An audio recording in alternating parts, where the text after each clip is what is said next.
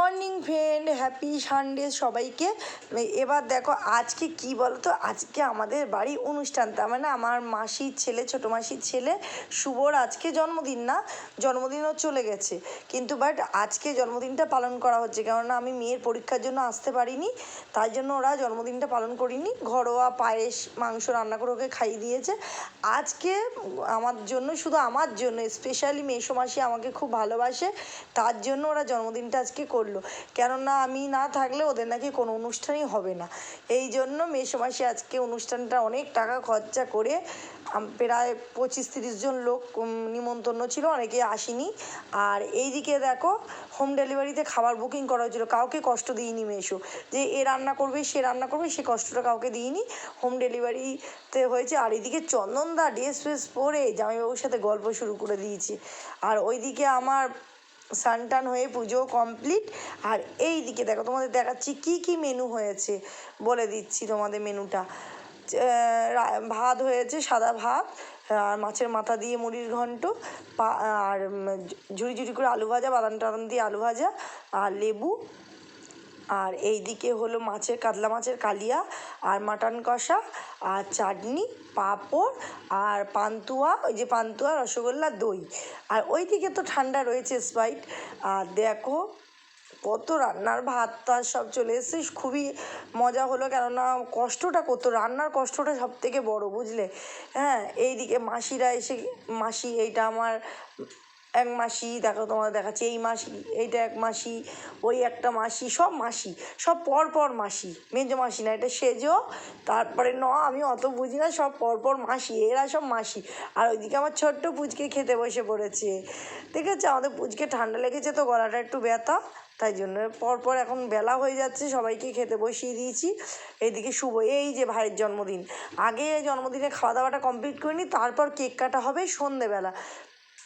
আর আজকেই আমি রিটার্ন করবো। এদিকে সব মেসো মাসি সবাই খেতে বসে পড়েছে। আর ওইদিকেও জামাইবাবু ভাবছে কখন সবাই উঠবে আমি খেতে বসবো।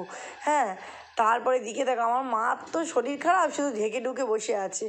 হ্যাঁ, তারপরে বড় কথা হলো সন্ধেবেলা আমরা গাড়ি বুকিং করেছি, আর 9টা-10টার মধ্যে গাড়ি চলে আসবে। 10টার সময়, রাত 10টায় গাড়ি আসবে, তাই জন্য সন্ধেবেলা সব কেক টেক কাটা হবে, নাচানাচি হবে।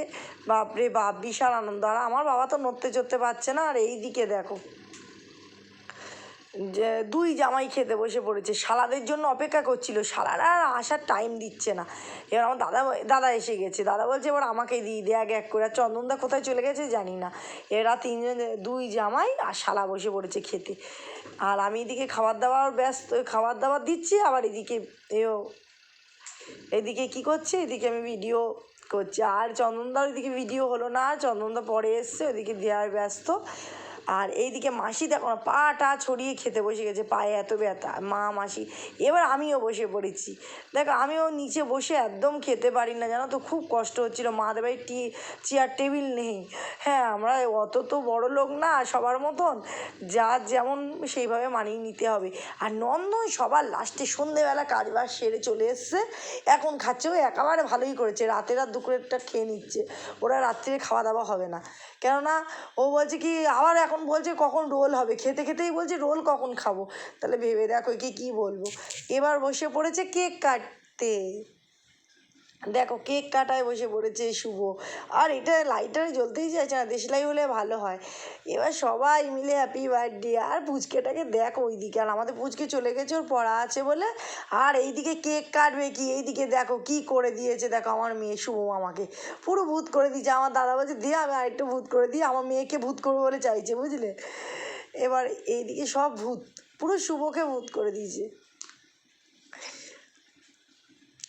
তাহলে কেক কাটা, ওই দেখো ওকে ভূত করতেই ব্যস্ত, ও একটু কেকটা কাটবে, শান্তি করে খাবে, তার উপায় দিচ্ছে না এরা, সত্যি। এইদিকে বসে পড়েছে। এবার শুভর কেক কাটা হয়ে গেছে, এবার শুভকে বলা হচ্ছে আগে মা বাবা, তারপরে সবাই। এই তো ওই মেসো চলে এসছে, মেসোর ওই একটাই ছেলে, বুঝলে। ওই একটাই ছেলে খুব আদরের, আর তার সাথে কিন্তু আমাকেও প্রচুর ভালোবাসে মেসোমাসি। নিজের থেকে পর মনে করে না, যে আমি পর এটা মনে করে না। মেসোমাসি আমাকেও খুব ভালোবাসে, খুব খুব ভালোবাসে। সব মাসিরাই আমাকে খুব ভালোবাসে, কিন্তু ছোটো মাসি আর ছোটো মেসো স্পেশালি একটু বেশি ভালোবাসে আমাকে। আর তার সাথে আরেকজনও আমাকে খুব ভালোবাসে, সেটা হলো আমার সোনুদি। সোনুদি প্রতিদিন আমার খোঁজ নেয় আর প্রতিদিন আমাকে ভালোবাসে। সে আসতে পারিনি, কারণ খুব তার তো শরীরটা ভালো না, সে আসতে পারে না, এটাই সব থেকে বড় সমস্যা। আনন্দটা উপভোগ করতে পারে না, এতই শরীর খারাপ। ভগবান তাকে যেন সুস্থ করে তোলে, সেই সব থেকে বেশি আনন্দ করে, আমাদের থেকে অনেক অনেক বেশি। এবার চলো, নাচ শুরু হয়ে যাচ্ছে, চলো তাহলে।